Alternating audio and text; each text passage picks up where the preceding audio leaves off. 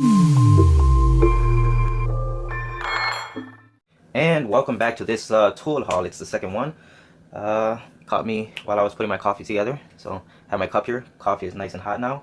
And yeah, I'm bougie, okay? I use the finer things in life. See this? And I always gotta add a hint of mint.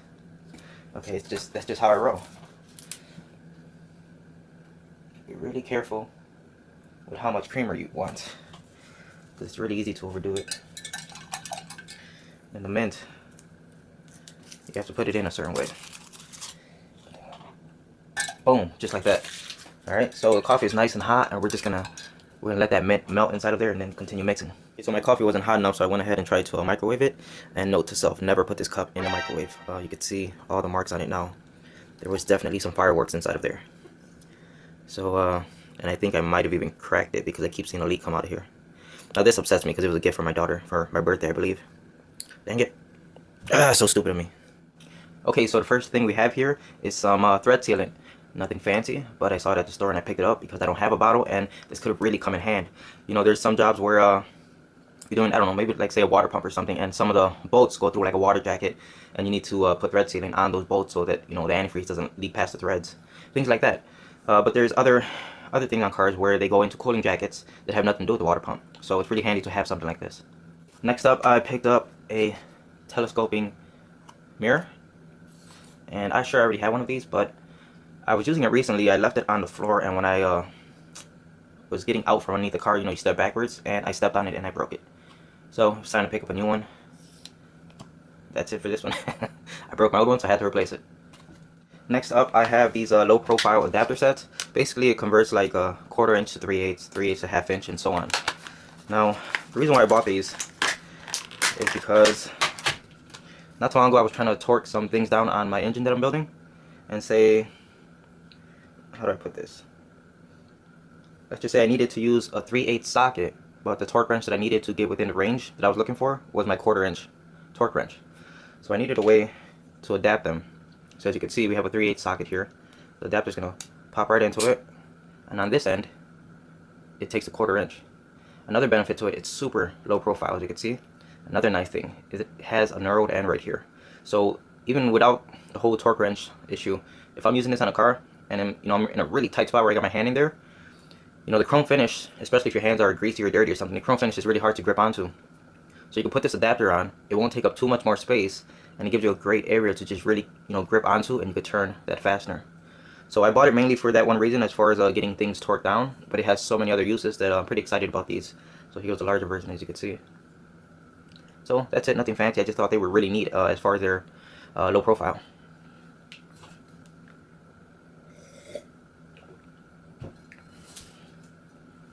Okay, so here we have another wobble extension, and this is actually for spark plugs. I forgot to mention at the beginning of the video, I'm going to try to find links to all this stuff on Amazon, and I will include it in the description so you can click on that link. But as you can see, it's their last. I picked it up at AutoZone again. I had what's those reward points or whatever on my card, so I just used it to pick up this. As far as I'm concerned, you cannot have too many sockets for spark plugs. You know, the more variations of the tool that you have, the better, because as you all know, spark plugs come different shapes, sizes, whatever, and they're different locations on engines. So one spark plug socket is never going to do the trick. You always need to have variations of it, and you know what they can accomplish. So I didn't have one like this, so I picked it up. And sure, you could put a regular wobble extension at the end of a socket, but they don't flex as much as this does. That's a lot of flex right there. You won't normally get that. So, and this one also has a magnet inside of it to hold the spark plug, which I've never really been a fan of, because to me the magnet always seems to fall out. Maybe that's just my luck. Some people told me they've had great experience with that, but not me. So, but looking forward to using it. Okay, so in my last tool video I showed a similar tool like this one, but it was for Volkswagen and Audi. So this one does the same exact thing, but it's for Toyota and Lexus, I believe. You know, it's to let's just say have a better experience as far as changing oil, and you don't make much of a mess. So it was pretty inexpensive. I picked it up, and also looking forward to using this one. And here I have Performance Tool prop rod. Now, since I work on a lot of different cars, every here and there I get a car that there is no hood prop. It's completely gone, or the struts that hold the hood up are blown out, and I've always had to resort to like putting vice grips right on the piston area of the struts to hold the hood up. Now, I'm not damaging anything. I mean, the hood struts don't work to begin with, so it doesn't really matter. But I got tired of dealing with that, you know, so I went ahead and picked this up, and as you can see, it extends and it does go pretty high. So once you get it to where you want it to be, all you have to do is turn it, if I turn it the right way, and it locks in place. And the same thing for this one. So you turn to the left and it's unlocked, it slides, and then once you turn it to the right, it's locked in place.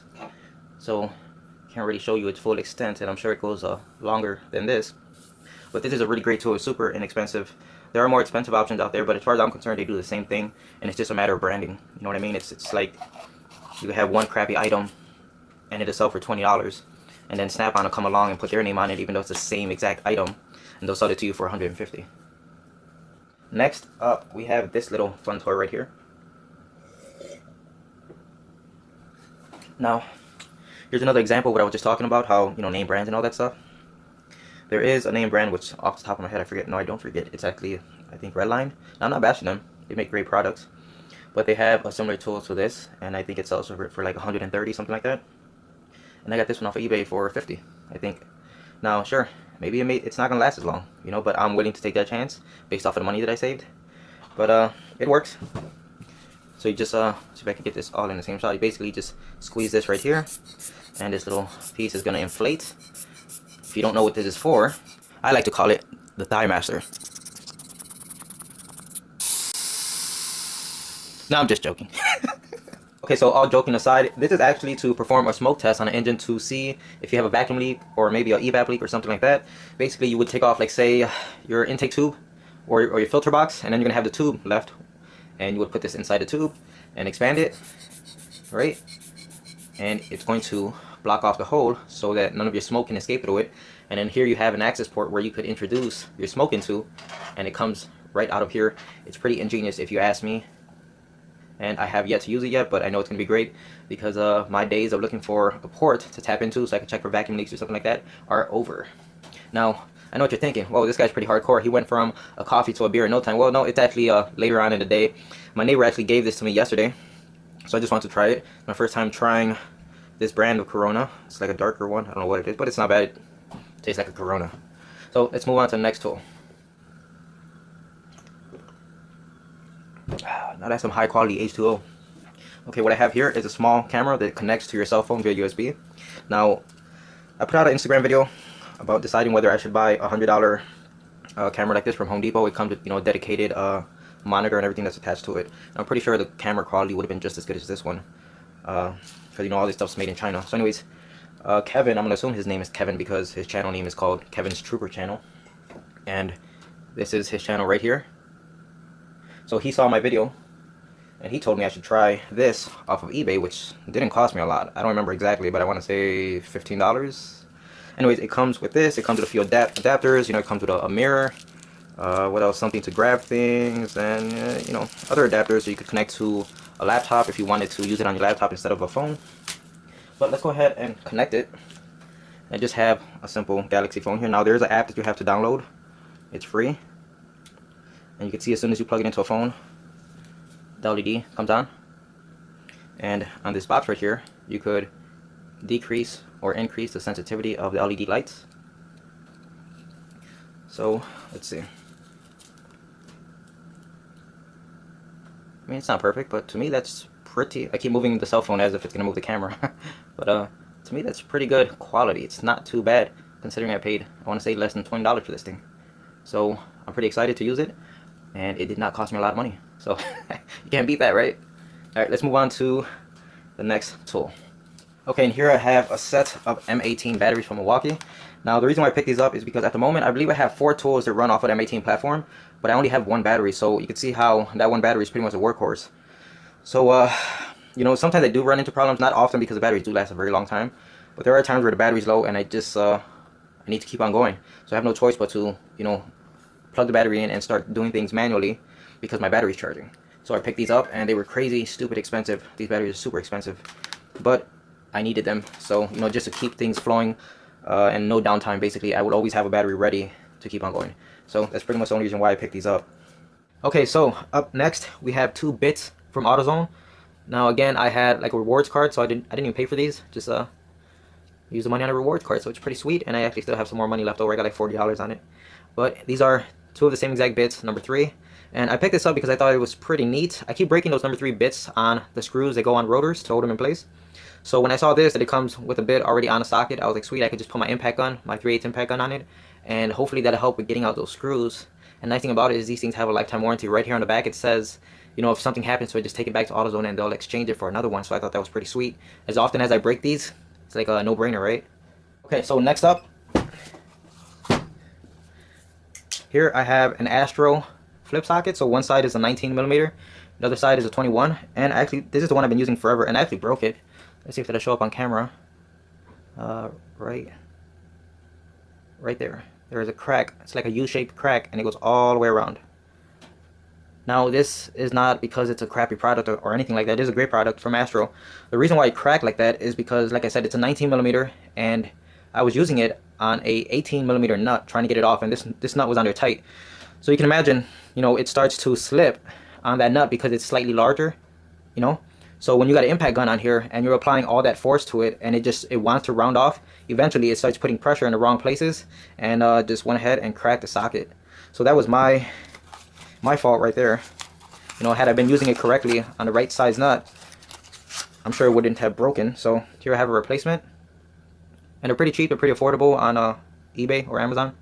So that's why I picked up another one. I use it so much that it's a must-have. So as soon as this one broke, you know, without wasting any time, I went out and bought this one. And that's pretty much it.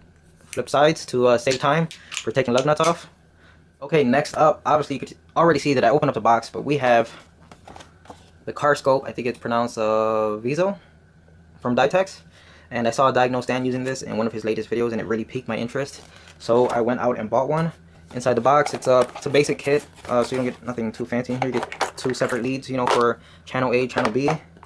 You get the charging adapter.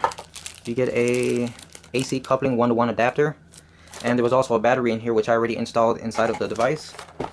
So let's just go over it very quickly because I'm no professional at this stuff, and obviously I haven't really had any time to use it at all. I literally just got it. So let's just go over it real fast. You got a voltmeter in here, and you can see 2 different channels using a voltmeter. It's super cool, and you could, you know, change how many volts you're going to be looking at on each channel. Pretty neat. You got your basic lab scope here, and you could change the time, the trigger, functions, and all that stuff. Pretty cool stuff here. And you can save files and videos, you know, to review them later, and save to a memory card, and, you know, just to show people and things like that. So that's pretty neat. There was an update, and it was already like pre-installed on the system, so all you have to do is click on it and update it to its latest firmware. So that was cool. Now I thought, okay, let's go back. This is pretty neat right here. So you just click on Automotive, and let's just say you're going to look at, I don't know, a fuel injector. Okay, so let's click on saturated injector and saturated injector V. Okay, so what's going to happen is it's automatically going to set the scope up, so you can start looking at those things, whatever specific thing you clicked on. And if you click on help right here, it's going to give you all the information as far as how to set the scope up, any warnings, what you should not do, what you should be careful for, and a lot of times it'll give you a known good or a known bad waveform. And like, look at this right here. Okay, I guess we're already at the bottom of the page, but look at this information it gives you right here, right at your fingertips, and it just shows you what to look for, so that way you could, if you have a bad waveform, you could compare it to a known good or something like this. It's just super cool. I mean, this information is just priceless sometimes, you know. So let's look at another one. Sensors, let's go into Hall sensor, just a Hall effect sensor. And again, if we click on help, again, it's going to tell you how to set up the scope, you know, and what to look for. Look at that. It's giving you a waveform, and it's telling you or showing you what it should look like. So that's super cool. I think it's super neat. And granted, it's not the, you know, the scope isn't going to do the work for you. It's just giving you extra tools so you can utilize and just make you more efficient and just help you on your diagnosis. So super cool stuff here, and I really look forward to using all this stuff. And yeah, so I'm going to be having, obviously, this thing in some of my future videos. Pretty excited about all of this right here. Okay, so next up we have some Milwaukee lighting. Now this I've been having for a while, okay, and it's pretty much my favorite source of lighting at the moment, because I just strap it onto my head and it goes wherever I go, hands-free obviously, and it's crazy bright. But the thing about it is it only has 1 battery inside of here, okay? So you only get a limited amount of runtime, especially if you're running it on high like I usually am. So I liked it so much that I wanted to buy a second one. The problem is this light itself costs about $60. And at the moment that I was looking to buy another one, Home Depot had a sale going on that this was also $60. So you get the light right here, which already has a battery installed, as you can see. And it comes with a separate charger, comes with an extra battery, and another USB cable. So for the price that I could have bought another one of these and just get one battery in it, I got an extra light with its own battery, a spare battery, and a charger that I could keep this battery in here charging at all times, so that whenever this one goes dead on me, I could just open this cover back here. If I could get it open, I can just open this cover back here and change the battery that easy. So I thought it was worth it because for the same price, I actually get more. So I'm not gonna open this up because we all know how this packaging goes. It's almost impossible to break into. I'm gonna have to go get the jaws of life. But that's it for this one. Okay, so for the last and final, I guess last does mean final. Okay, so for the final item, we actually have to go into the garage. So let's go out there right now. Okay, so we are now in the garage, and I actually bought a new air compressor. But no, it's not this one. This is my old one. It's old school Craftsman, 20 gallon. It still works well. The only problem I had is the on-off switch doesn't work, so in order to turn it on, just got to plug it in. It's not really that big of an issue. But I just wanted to upgrade to something with a slightly larger tank, so I bought this from Home Depot. It's a Husky oilless 30 gallon. Now, I really can't give my impressions on it because I haven't really used it at all since I got it. I've had it for about 4 days now. The first day I got it, I filled it up with air, and as you can see, it's still holding without a problem. So yeah, I'm pretty excited about this. Looking forward to using this bad boy. I like that it has 2 outlets right here. You know, that way I could probably run one line to my sandblaster and keep it, you know, attached at all times. And then the other line, obviously use it for like air tools and things like that. So, like I said, pretty excited about this.